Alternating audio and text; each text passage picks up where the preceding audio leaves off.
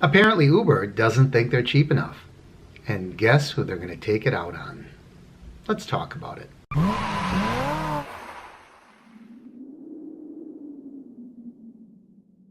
Hey everybody, Mark here from uberhints.com. According to the latest news, Uber thinks they're charging too much money. I wonder how they intend to compensate for that. Well, what am I talking about? Here's a story that has just come across the wire, and the particular headline I'm reading right now says Uber is experimenting with letting riders wait longer in exchange for cheaper fares.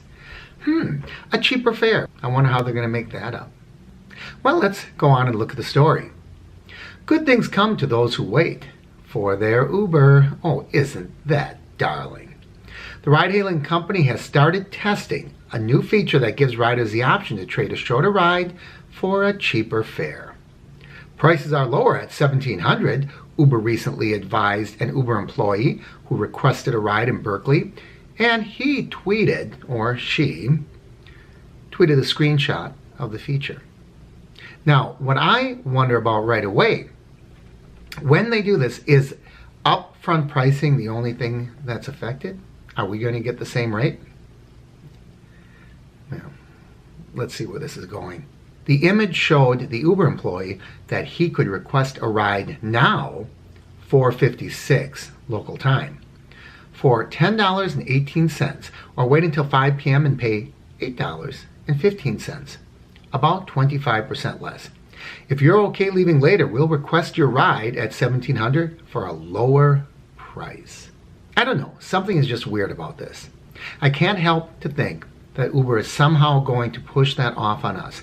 Now, I understand that with upfront pricing, they still give us the same mileage per minute, all of that. I don't know, it just sets off my meter, thinking something's wrong. I haven't figured out what it is. Maybe you have an idea down below, but it just doesn't set well with me. The tweet was deleted shortly after, it says here. The option to wait longer in exchange for a cheaper ride is being tested among all Uber employees in San Francisco and Los Angeles. Now, this next quote makes me wonder if Uber is a little confused as to why people take rideshare. Affordability is a top reason riders choose shared rides, and we're internally experimenting with a way to save money in exchange for a later pickup. That is an Uber spokesperson.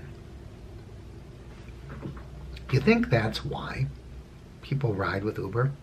Yeah, granted, if it's a trade-off between a $45 taxi ride and a $25 Uber ride, I'd agree with you.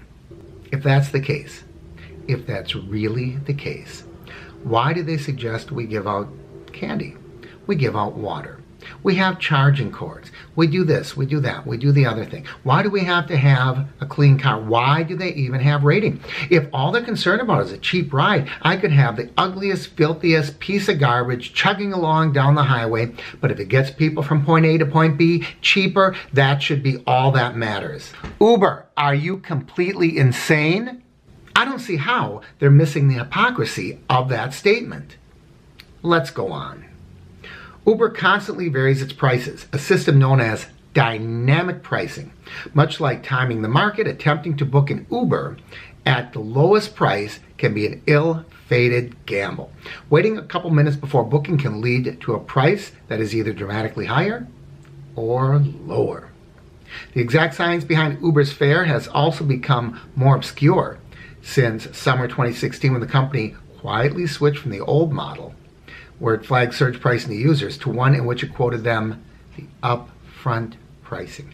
And at that time, what also happened? They also went away from the model where we got 75% and they took 25%, right? Now, they still go by miles and minutes. That's true. But if you look at what you get from a ride, you're seeing that sometimes we're only getting 40-45% of the total fare. That's why I wonder about what they're doing here. By making rides cheaper, how can they keep our rates hour fees the same as drivers, but lower the cost of the ride. That's what concerns me. The company has said fluctuations in dynamic prices reflect real-time changes in rider demand, driver availability, and other variable conditions such as traffic.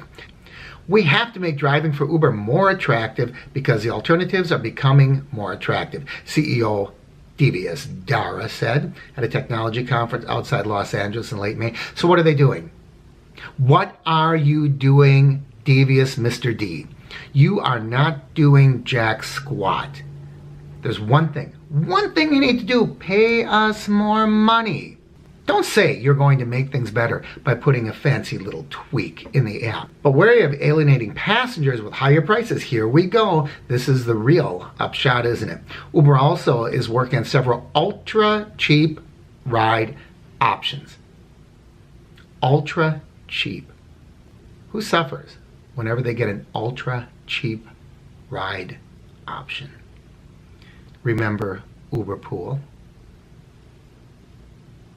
Uber has poured tons of money into pool discounts in an effort to get more people to share the rides. And we know what happened there, right? Uber is taking it on the chin. Uber is subsidizing those rides. It is artificially priced. Offering riders longer wait times in exchange for cheaper fares is another way Uber could keep prices low for the most price-sensitive customers. It's also a strategy that makes a lot of sense. To whom? Now it goes back to Tricky Travis. Uber co-founder and former CEO Tricky Travis Kalanick used to talk about how the point of surge pricing was to keep Uber reliable. Higher prices are required in order to keep cars on the road and keep them on the road during the busiest times, he wrote on Facebook in December of 2013. This maximizes the number of trips and minimizes the number of people stranded. The implicit assumption was that Uber customers wanted a ride as fast as they could get one, whatever it might cost. The system being tested now, on the other hand, acknowledges a different kind of rider, someone for whom saving a little time is less valuable than saving a little money. What are we eventually going to be seeing in our back seats? There is something to keeping the price at a certain level, right? I don't know how to say this sensitively, so I'm not going to. I'm just going to be blunt. It keeps out the riffraff. Someone once asked Prince, remember Prince, that former performer, entertainer, once known as a symbol, but now known as Prince, but who's dead because his lifestyle got way out of control, that guy?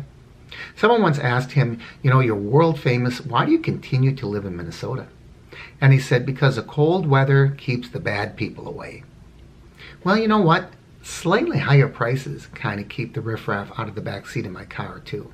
If all they're going for is lower prices, lower prices, lower prices, and yet they want the cleanest cars, the newest cars, the most polite drivers, the candy, the charging cords, the water, they can't have it both ways. If you want the lowest prices, at some point, you're going to start getting the lowest level of service. What do you think? Am I full of dirt, or is there something to this? What is Uber thinking by trying to get cheaper and cheaper and cheaper? Let me know down below. As always, I appreciate it when you like the videos, when you share the videos, and if you haven't already, when you subscribe. I'm Mark with Uberhints.com.